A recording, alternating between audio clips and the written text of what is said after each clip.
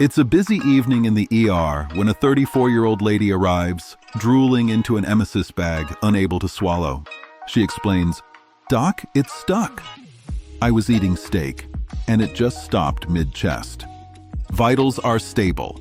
Oxygen saturation 99% on room air. She clearly can't handle secretions. This is a true esophageal obstruction." She says these episodes happen every few months, usually with solid food like meat or bread. You consider common causes, Schatzky ring, peptic stricture, or even an early motility disorder, but details guide you elsewhere. She has occasional heartburn and takes a PPI when she remembers, suggesting reflux, but not progressive. She has lost about 7 pounds in 3 months. You are thinking, could it be cancer? But then she lost weight by marathon training. No anorexia, no progressive solid to liquid pattern. This makes cancer less likely. No choking, nasal regurgitation, or difficulty starting a swallow. This confirms an esophageal phase problem, not oropharyngeal. She has no history Raynaud phenomenon, no skin thickening, or telangiectasias making systemic sclerosis unlikely. And then she mentions something that stands out. She has had asthma, allergic rhinitis, and eczema since childhood. And raw apples make her mouth itch. That allergy-laden history feels familiar. You keep it in mind.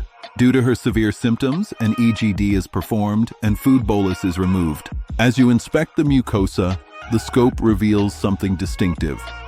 Concentric rings, giving the esophagus a trachea-like appearance. Longitudinal furrows running along its length, and a subtle narrow caliber lumen without a focal stricture.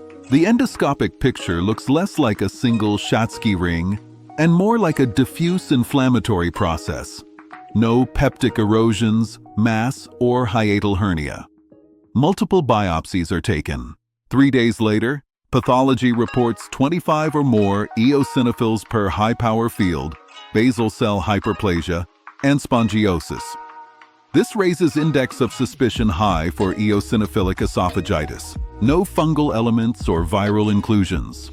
Following guidelines, you start an 8-week high-dose PPI trial to rule out reflux-related eosinophilia. She also receives practical advice. Chew thoroughly, take small bites, avoid dry meats, and keep water nearby. At follow-up, her heartburn improves, but she still has episodes of solid dysphagia. Repeat endoscopy shows persistent rings and furrows, and repeat biopsies again demonstrate 20 or more eosinophils per high-power field.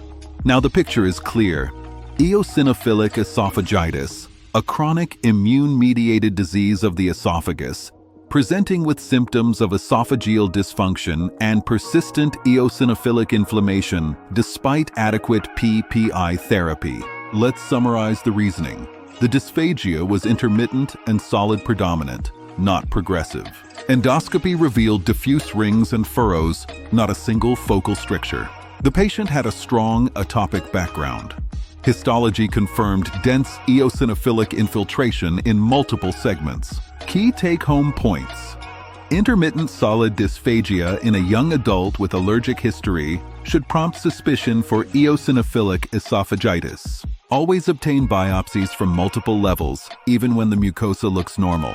A PPI trial is essential before confirming the diagnosis.